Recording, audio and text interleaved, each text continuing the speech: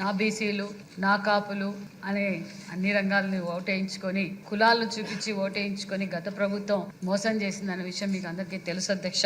మరి ఇదే విధంగా ఈరోజు సోదరులు ఫస్ట్ బీసీలకు ఏం బడ్జెట్ కేటాయించారు అన్న విషయాన్ని కూడా అడిగారు. మరి బీసీలు అంటేనే తెలుగుదేశం అంటేనే బీసీలు అన్న నందమూరి తారక రామారావు గారు పార్టీ పెట్టిన తర్వాతే బీసీలు గుర్తించి బీసీలు అన్ని రంగాల్లోనూ ముందుండాలి అని అందరినీ రాజకీయంగా సామాజికంగా విద్యాపరంగా అన్ని రంగాల్లోనూ ముందుకు తీసుకొచ్చిన దేవుడు అనాలి అన్న నందమూరి తారక రామారావు. ఆ రోజు నుంచి ఈ రోజు వరకు మరి బీసీలంతా ఎన్డీఏ ప్రభుత్వానికి ఓటేసి, ఎందుకంటే గత 5 సంవత్సరాల్లో ఎన్డీఏ ప్రభుత్వంలో ప్రజలు బీసీలు ఇబ్బంది పడ్డారన్న విషయాన్ని తెలుసు.